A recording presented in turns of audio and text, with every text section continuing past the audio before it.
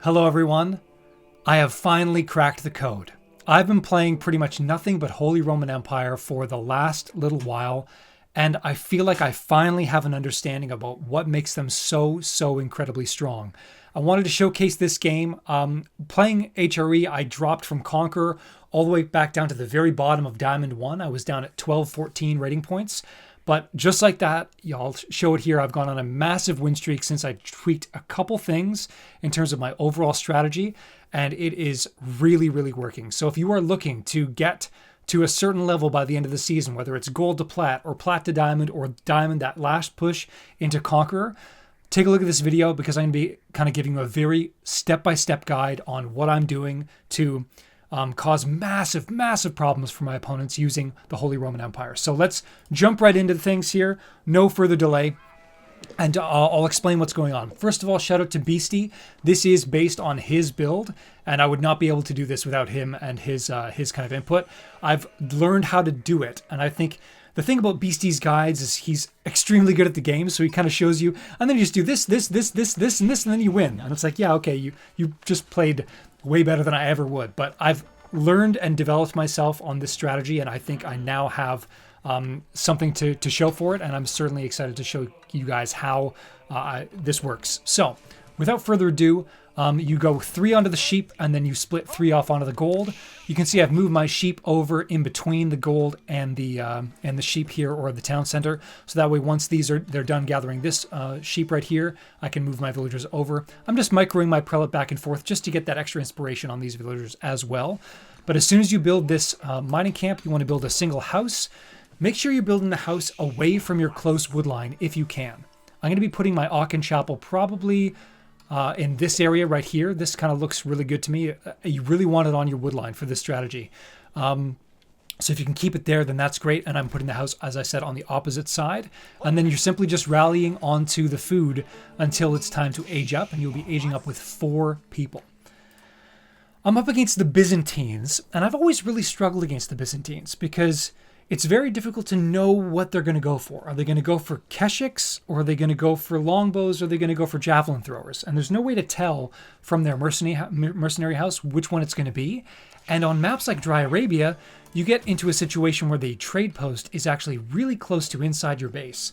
So in this case, I'm actually worried about what the heck my opponent's going to be getting from these trade posts. And I actually took a look because I was wondering, and I was like, I wonder if he might be going for some Royal Knights. He's going to play kind of like budget Byzantine French against me potentially, because all he has to do is walk a little bit further and place his mercenary house right there, and he gets access to these units right here. And it's one thing you have to keep an eye out for. They're a very flexible civilization, and also one that that booms up extremely quickly. You can see the kind of typical now single villager on stone opening, so they can kind of build up to those 5 cisterns very quickly. And if you're not prepared, you are going to be kind of completely overwhelmed by their mass that they're able to get because their economy is just so strong.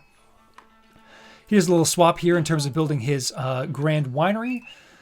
But you can see for myself, I've gone up with 4 villagers on the Aachen Chapel. As I said, I placed it here on the back wood line. And then you immediately take 3 villagers off of food and you build a lumber camp. The reason why you build a lumber camp, even though this is technically a drop-off point, is because you want to get your upgrades early. This is a mistake I was making with Holy Roman Empire earlier on, is I wasn't really getting my upgrades because I didn't build a mill, I didn't build a lumber camp, so I didn't get wheelbarrow or horticulture or double broadaxe because I was simply just dropping off the Aachen Chapel. It is worthwhile, especially since you're going to be having this additional gold coming in from these 3 gold villagers that are just constantly working, to get those eco upgrades very early on, because that, along with the inspiration provided with your prelate inside the Aachen Chapel, just makes your economy go crazy. And so let me explain a little bit about what I'm trying to do here. I think it is a trap in the current meta to go fast castle with Holy Roman Empire. I think it is possible. I think that there are some matchups where maybe it's good, like perhaps against Order of the Dragon or an HRE mirror. I think Russian castle is probably the best choice.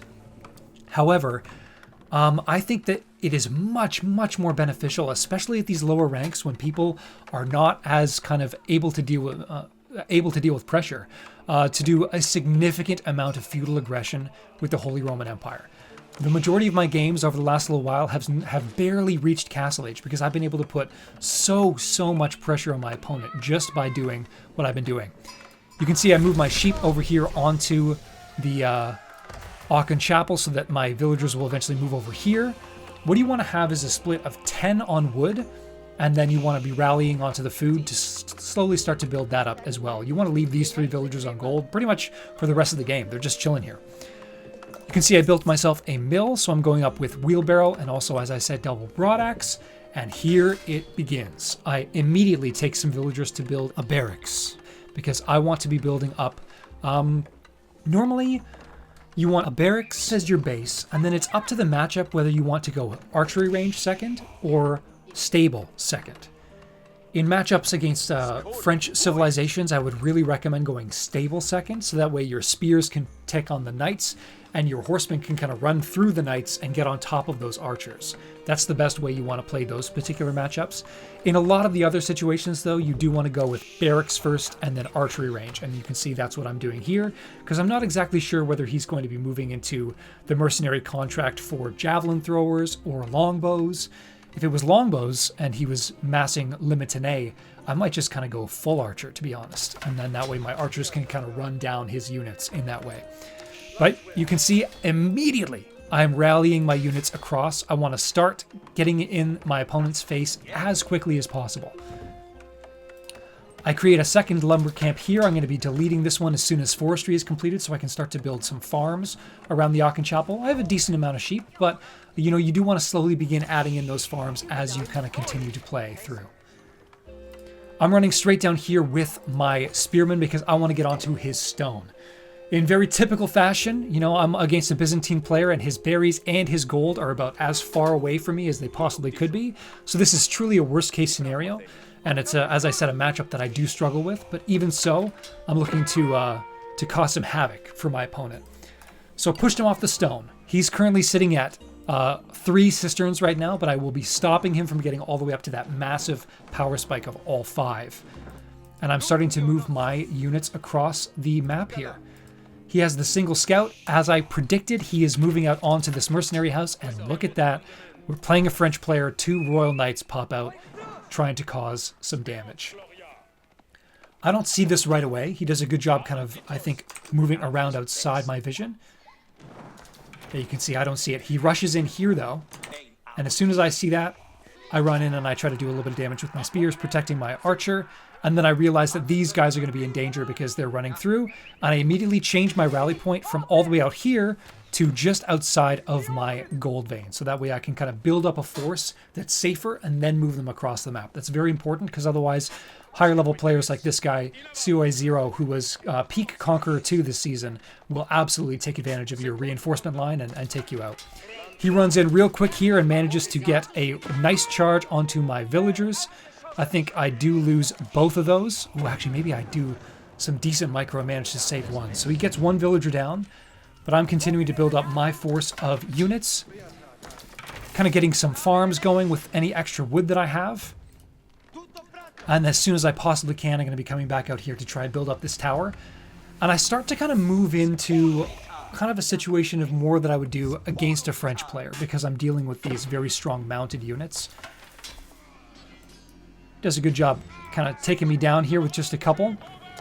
But I have been reinforcing to this area right here, so these are definitely going to make him kind of a bit nervous about just rushing in at this point.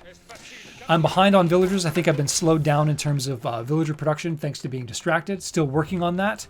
And I'm just sitting here being annoying, burning down his mining camp.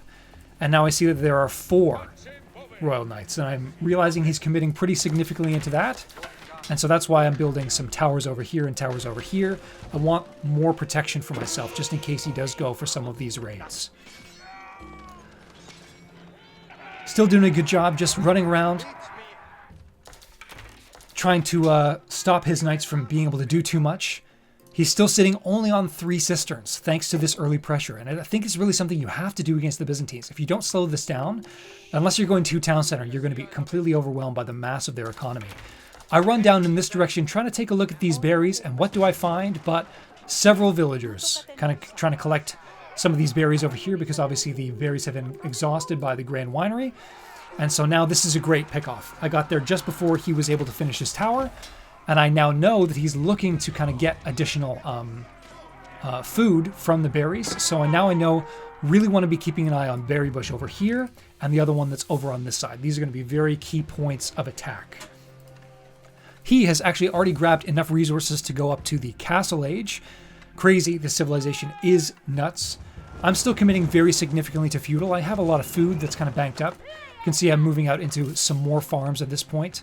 And I've also kind of taken any spare villagers that were done on the sheep and I've moved them onto the berries. You don't need to immediately transition into full farms. It's good to have because obviously these are buffed up and you get more gathering rate, but you can still use the safe food that's close to your base. It's still worthwhile. So I'm just kind of trying to peer, take a look. Not sure why I walked into Town Center Range. That's not the play. But you can see that he has now jumped up to the Golden Horn Tower.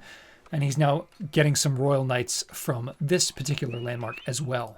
Moving into some more barracks on his side and an archery range. So he's now in Castle Age. And I stop unit production here, I'm pretty sure, because I recognize I need to kind of match him. I wasn't able to do significant amounts of damage in Feudal because he had his gold and his berries in the back of his base.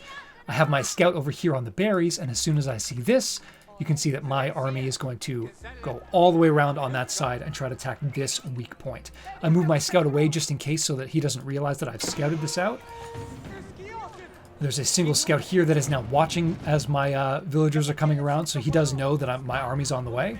But he only builds a single tower, and this is 11 villagers right here. So he can jump in at the moment and kind of have 5, but I've now pushed him off of this. He's built a 100 wood tower. He now has a lot of idle villagers sitting in here. And just like that, he's going to be rushing through. I move over, use my spears to brace. And again, I refocus myself and efforts on the tower once again. This is not upgraded. You know, it was just built because I saw it as it was happening.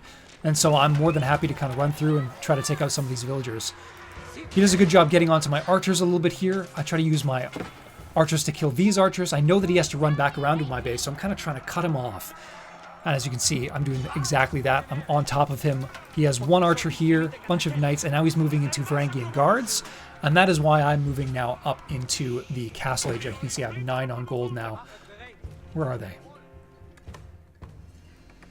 Ah, finally just getting there, I see. So I've run around. I've now killed 7 villagers, which is good damage for sure. I'm trying to take out his knights because I know my spearmen are going to do those bonus damage.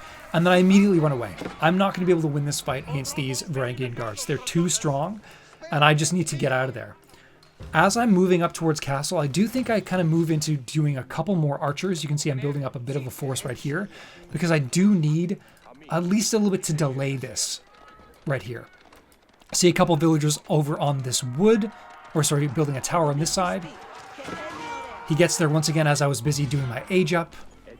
And he is now going full armor composition. So what do I want to do? I want to continue building spears and then move from archers into crossbowmen. I have 1 archery range. I think I build a second one very, very soon because I know I'm going to need that mass to come up very quickly. I still have a decent amount of spears, so I managed to trap his knight here, which is good. Anytime you can use those spears to do damage in that way, it's very, very beneficial. And now I'm just trying to whittle down the numbers here with my units. I do not want him to be rushing and flooding man-at-arms into my base when I'm just not quite prepared for it yet. See, I'm rushing up with 20 villagers here. I really want to get that up as soon as I possibly can. And just like that, immediately start queuing up crossbows. Immediately start queuing up crossbows. Well, I do it soon, I promise. I'm busy microing on these fights at the front. I do manage to take down his because he doesn't have any of his military upgrades. I do have ranged damage already. I move my single scholar or prelate out from the Aachen Chapel over onto this side. And I also start queuing up a prelate from the Regnitz Cathedral in an attempt to pick up some of the relics. He obviously was in castle before me, so I think he actually ends up getting 4, and I only get 1. And that's not ideal, but sometimes that's just a little bit of what you get for doing this feudal aggression, and it's okay. I know I'm not getting the full benefit of like a max Regnitz Cathedral, but the fact is that my economy is really starting to get kind of set. I have a lot of safe resources really close to my town center, protected by towers, so I'm in good shape. I come down here. Again, look at how many armored units are here. I do not have the crossbow mass yet to deal with this. I have 2 and 5 in queue. And so this is just not going to be enough. And unfortunately, I'm not going to be able to get around to get to this relic. I take this monk and I decide maybe I'm going to capture a couple sacred sites with the time. Or maybe I just move back to go directly into the Aachen Chapel, to be honest. Either one could work. You can see I'm moving this prelate out to try and grab this. I'm building up that crossbow mass, but it's just not quite there enough. And you can see I've moved into 3 archery ranges because I know crossbows are going to counter a lot of what he's currently building. But take a look. He doesn't have any of his eco upgrades, whereas I am sitting with wheelbarrow, horticulture, double broadaxe, and soon I'm going to be starting to pick up some of these additional ones as well. So again, I'm up against a decent player here. Has been able to get up to 4 cisterns, but still not 5. And this is one of the key kind of benefits of putting on that early pressure. You're keeping your opponent, preventing them from being able to do exactly what it is that they want to do. Once again, standing here at the front, I'm not quite able to do that, so I'm going to be kind of kiting backwards as best as I can. I'll get wedged rivets as well, looking for additional ranged defense against kind of what he seems to be moving into some horse archers, which is not, I think, the best choice. And as I said, I did only get the single relic, so that's currently where I'm standing at the moment.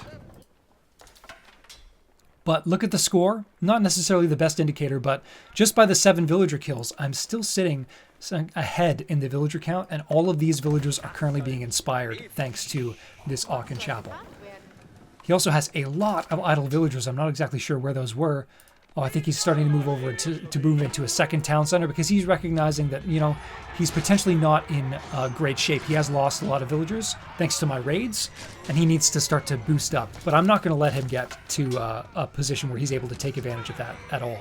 And you can see these crossbows are now starting to do work. He has none of his military upgrades. Does he even have a blacksmith? I don't believe so. And so I'm melting his armored units now that I have this composition going. Finally has the 5 cisterns rocking and rolling. And now I really want to continue to put on the pressure. So I've non-stop just been in his base doing my best to kind of just irritate him as best as I can. Where is he weak? I see that there's a tower here. Very soon I think I'm going to be moving into siege engineering if I haven't already. I actually do already have it researched. And I have 391 wood. I'm expecting those to be turned into rams very, very soon. In fact, I'm doing so back here. So I have a force up here that's just kind of poking around and prodding, seeing where he's at.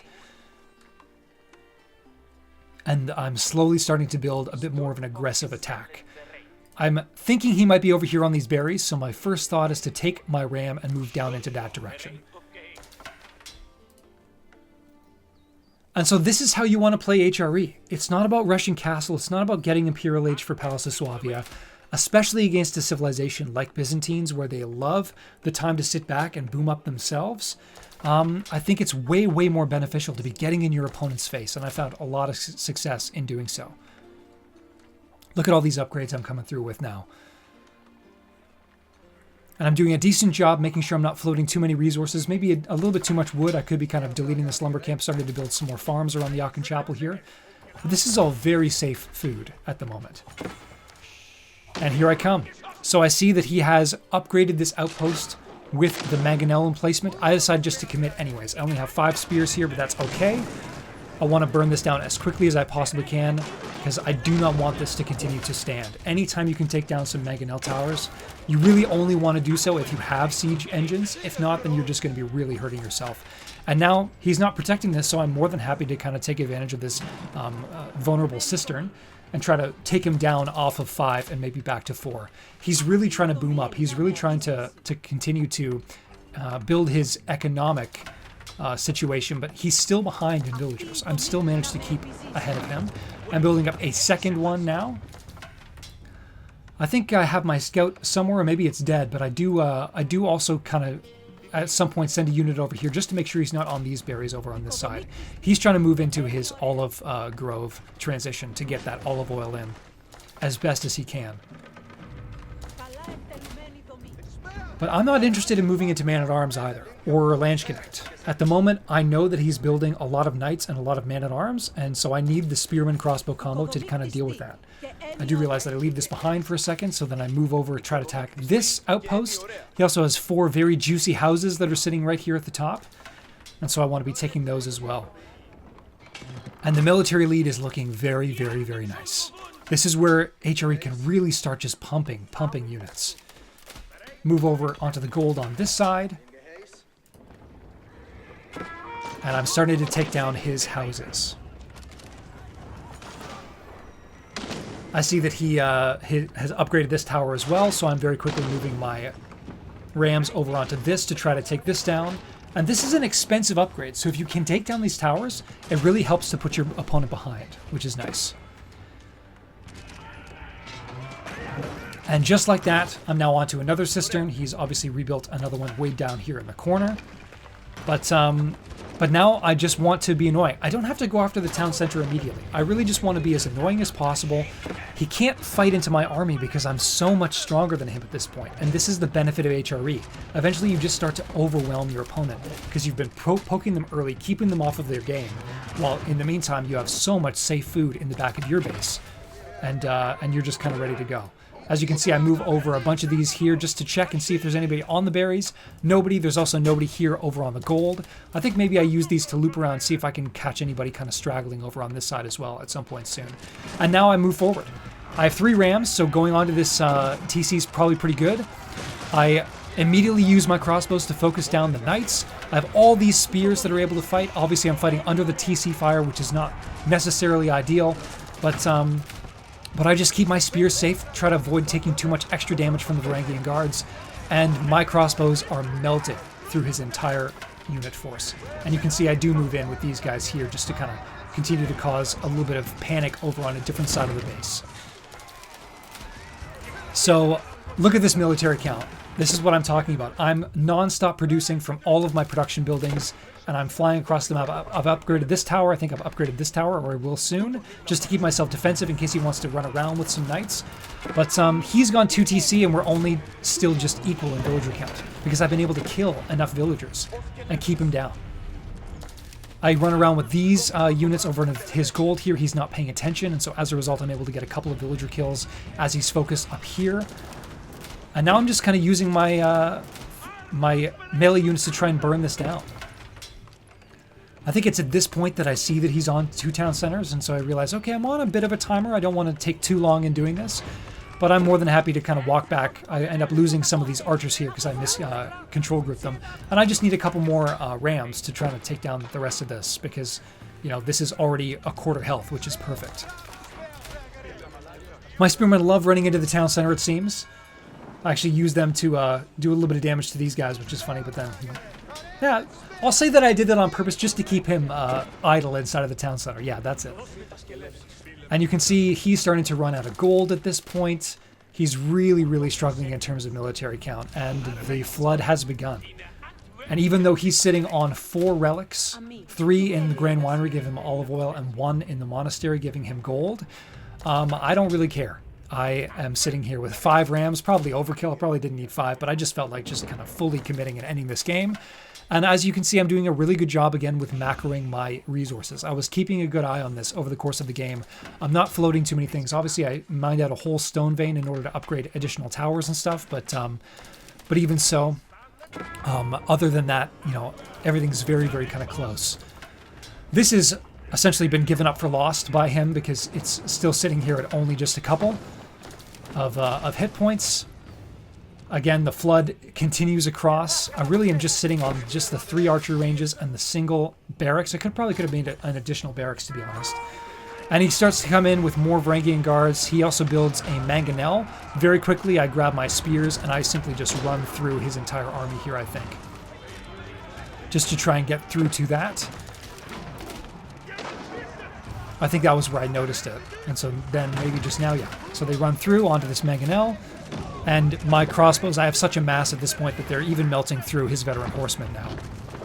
I'm going through to try and take down his Grand Winery, again focusing on the landmarks and also trying to take down some of his oil production that he has from those relics. There's another mangonel here, and as soon as I take this down, what does he really have left? I have 70 military. I'm going after his final landmark in the Castle Age, and that is that.